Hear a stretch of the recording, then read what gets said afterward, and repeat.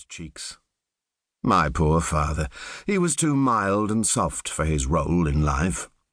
The peasants on our land used to laugh at him behind his back. Our neighbours robbed him and ravaged our borders and had no proper fear. A baron must be a wolf. My father was a sheep. But I loved him. I also wept on parting. There was no shame in it, and I was secretly afraid of being killed. My sister, as always, was full of advice. "Be sensible, you big loon," she whispered as we hugged. "Don't try to be a hero. Show yourself to be a good knight, but not a rash one. Follow orders. Fight when you must. Use your brains as well as your sword arm."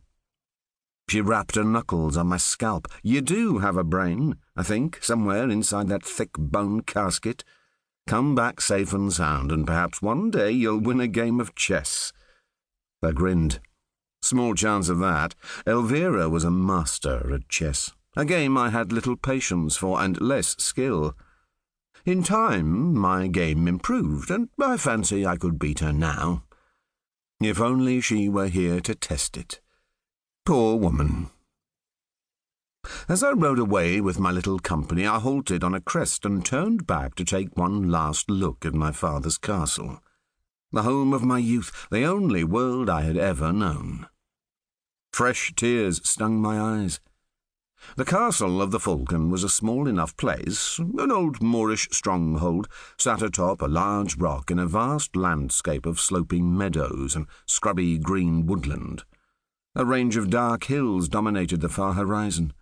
Beyond lay the faintest glimmer of the sea.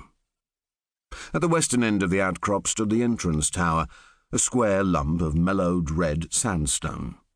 This was connected by a timber rampart to the keep at the eastern end. My grandsire had built the keep, a big D-shaped tower with splendid views of the countryside. He was a holy terror, so they tell me, a man of blood and iron who slew every Moor he found and hung their bodies from the walls of his new castle. My family banner, the golden falcon with wings outspread against a dark green field, fluttered from the battlements.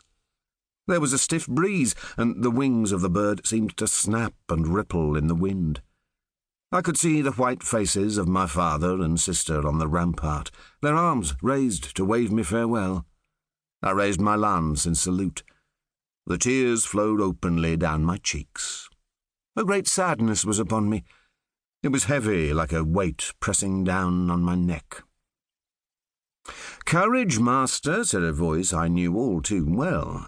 "You shall see them again. Old César will keep you safe." I dashed the tears from my face and glanced sourly at the villain.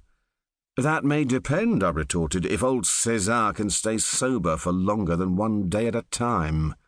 While I am fighting the enemies of Christ, you will be lying dead drunk in a brothel somewhere, or the gutter, your natural home." He snickered and made the sign of the cross on his chest. God must have been in a merciful mood that day, else César would have burst into flames. "Never fear, master," he said with a nod of his ugly head. "Remember the blood debt I owe to your family. I am your man now as I was your father's, to the death." "Christ have mercy," I said, giving my reins a shake. "So you will trail about after me now, yelping for scraps. You are the family curse, César." This old rogue was one of my 4 companions.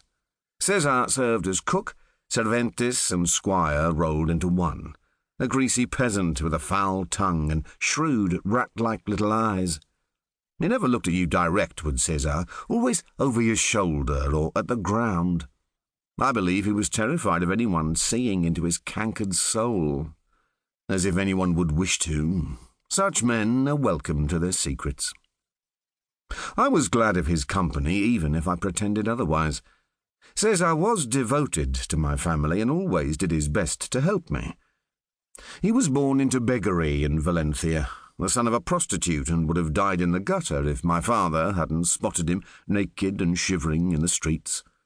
In his kindness, or folly, some might say, he took the dirty, starving boy into his service as a turnspit. Over the years he rose to become a falconer, as well as first-class whoremonger.